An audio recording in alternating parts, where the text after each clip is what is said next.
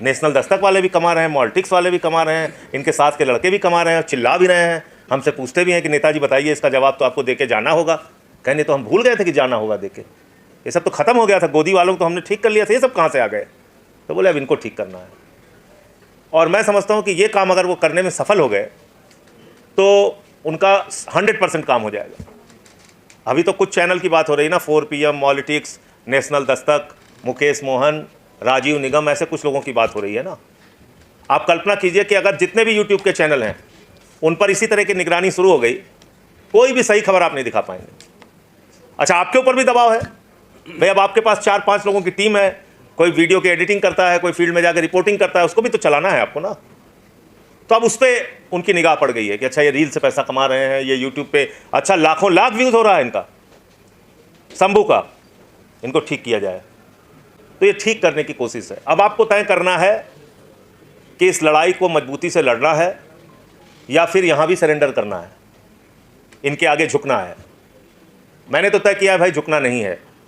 6 महीने 183 दिन जेल भेजे, लोग इंतजार कर रहे थे कि जेल से बाहर आएंगे तो कितने डरे हुए रहेंगे, कितने घबराए हुए रहेंगे, क्या क्या बोलेंगे, क्या क्या नहीं बोलेंगे। जिस दिन से मैं आया हूं उस दिन से लेकर आज तक कोई भी ऐसा दिन नहीं गया जिसमें नरेंद्र मोदी की सरकार के खिलाफ जमकर ना बोला हो। खूब बोलता हूं मैं, जब कुछ गलत किया नहीं है तो डरना किस बात का।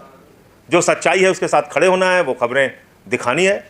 और इस लड़ाई में 95, 96, 70% नहीं, 100% आपके साथ खड़ा हूं मैं, 100%। चाहे सड़क पे बुला लीजिएगा और चाहे सदन में। आपने कहा नहीं था मुझसे, लेकिन मैंने अपनी तरफ से वहाँ पे संसद के अंदर बोला, हमने कहा तुम अर्थव्यवस्था कहाँ से ठीक करोगे, तुम्हारा दिन रात तो दिमाग इसी में लगा हुआ है कि कैसे किसको बंद करें, कैसे किसको जेल में डालें।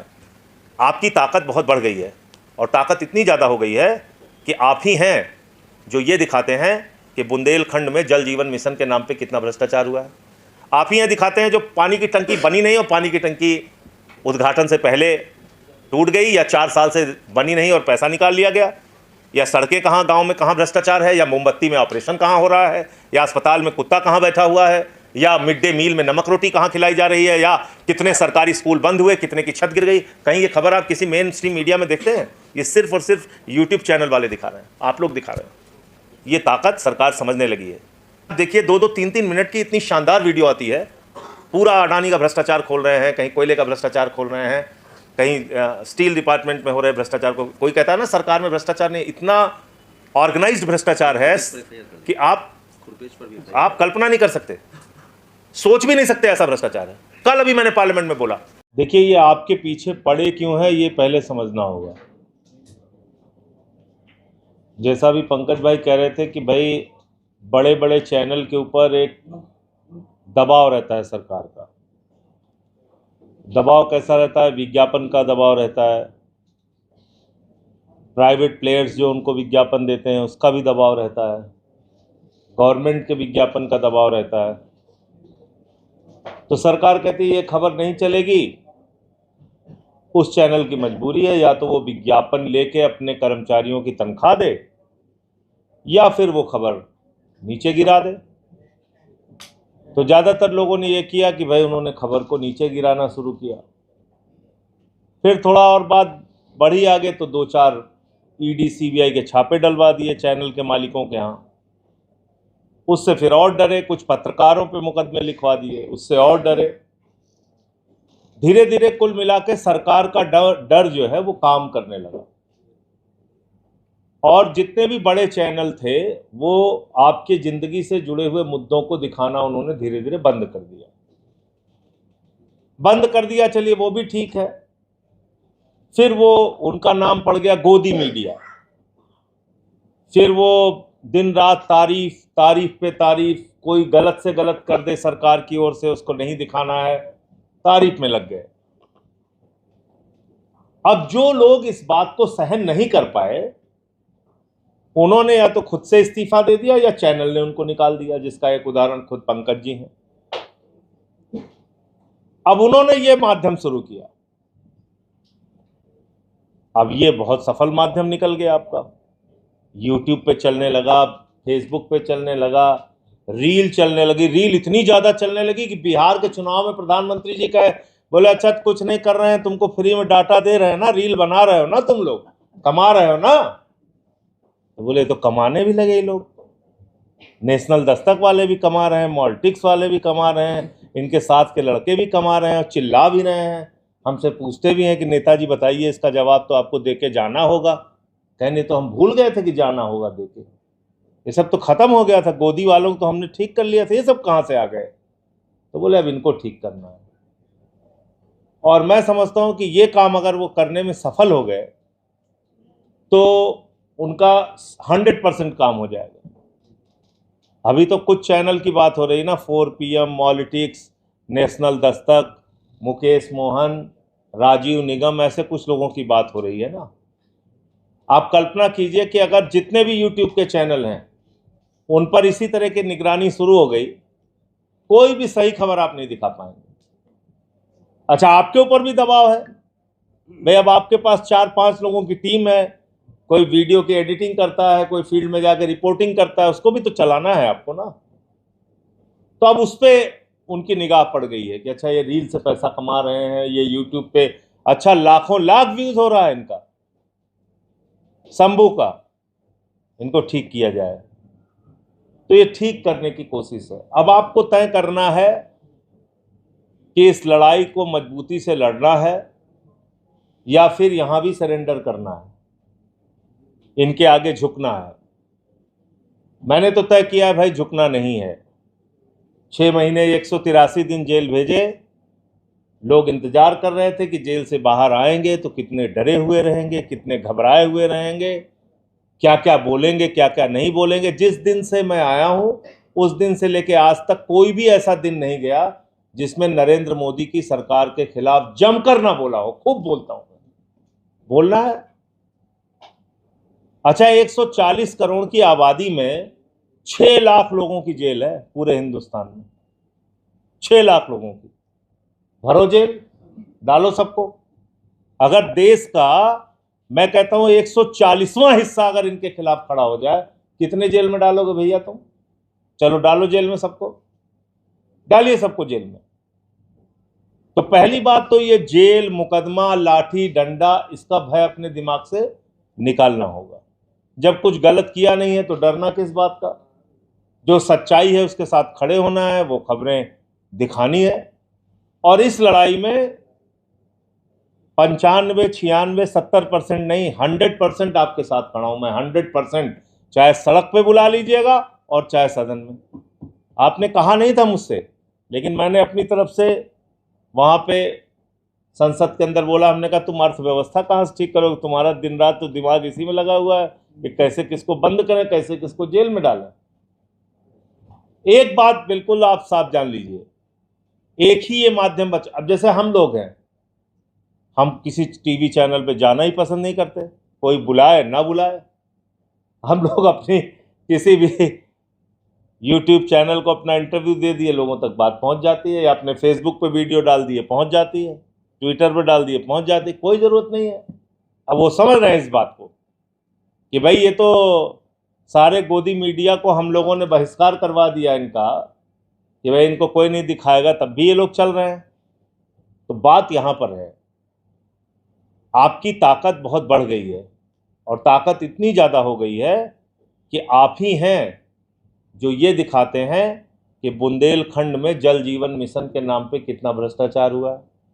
आप ही हैं दिखाते हैं जो पानी की टंकी बनी नहीं और पानी की टंकी उद्घाटन से पहले टूट गई, या 4 साल से बनी नहीं और पैसा निकाल लिया गया, या सड़कें कहाँ गांव में कहाँ भ्रष्टाचार है, या मोमबत्ती में ऑपरेशन कहाँ हो रहा है, या अस्पताल में कुत्ता कहाँ बैठा हुआ है, या मिड डे मील में नमक रोटी कहाँ खिलाई जा रही है, या कितने सरकारी स्कूल बंद हुए, कितने की छत गिर गई। कहीं ये खबर आप किसी मेन स्ट्रीम मीडिया में देखते हैं? ये सिर्फ और सिर्फ यूट्यूब चैनल वाले दिखा रहे हैं, आप लोग दिखा रहे हैं। ये ताकत सरकार समझने लगी है। तो इस ताकत को अगर बचा के रखना है तो फिर जिंदा दिली से इनसे लड़ना होगा। और अगर जैसे गोदी मीडिया वाले सरेंडर कर चुके हैं, ऊट पटांग खबरें दिखाते रहते हैं, इस्लामाबाद पर कब्जा हो गया है, यहाँ देखिए लाहौर में सब आ गए हैं, सेना घुस गई है, यही सब अगर दिखाना है तो बस ठीक है, फिर तो जैसे चल रहा है चल ही रहा है। और अभी आप ये बोल दिए, कहना अच्छा तो ये आपको तकलीफ है इस बात से कि हम लोग इस्लामाबाद आ रहे हैं। हमने कहा भैया इस्लामाबाद नहीं, पूरा पाकिस्तान ले लो, लेकिन सही सही कर लो ना। आप हमारे सेना के लोगों को जान थोड़ी संकट में डाल सकते हो। वो अपना तैयारी किए हुए बॉर्डर, तुम उनको बता रहे हो इस्लामाबाद। तो कुल मिलाकर ये जो इस प्रकार से एक और सूचनाओं का इतना जबरदस्त आतंक है कि आप कल्पना नहीं कर सकते, इतना जबरदस्त आतंक है। इनका जो व्हाट्सएप का विश्वविद्यालय चलता है वो कौन काउंटर कर रहा है? आप ही लोग काउंटर कर रहे हैं। कुछ भी फैलाते रहते हैं, कुछ भी फैलाते रहते हैं। बता देंगे कि देखिए मुसलमान तो ऐसे हैं और ये यहाँ पे ये हो रहा है, वहां वो हो रहा है। अखिलेश यादव ने मुलायम सिंह यादव को थप्पड़ मारा, ये फेक बताइए, फेक न्यूज चला दिया, फेक न्यूज चला दिया। हम जिस चैनल पे जाते हैं तो अंतिम कहते हैं अच्छा तो ये जो आपके खिलाफ चलाते हैं ये लोग खबर की टिकट आप ब्लैक करते थे। आप बताइए, मैं अगर मौसम का हाल लिख दूं तब भी 300 नीचे कमेंट लिखेंगे कि ये टिकट ब्लैक करता था। स्टैब्लिश कर दिया है, पूरे देश में झूठ फैला दिया है।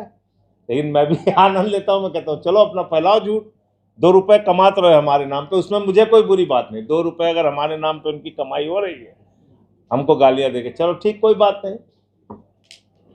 अब मेरे माँ बाप ने मुझे पढ़ाया माइनिंग इंजीनियरिंग, उड़ीसा के स्कूल ऑफ माइनिंग इंजीनियरिंग से पढ़ाई कराई। मैं उड़िया भी बोल लेता हूँ, हिंदी भी बोल लेता हूँ, इंग्लिश भी बोल लेता हूँ, लेकिन आपको कह दिया वो शुभम टाकीज में टिकट ब्लैक करता था।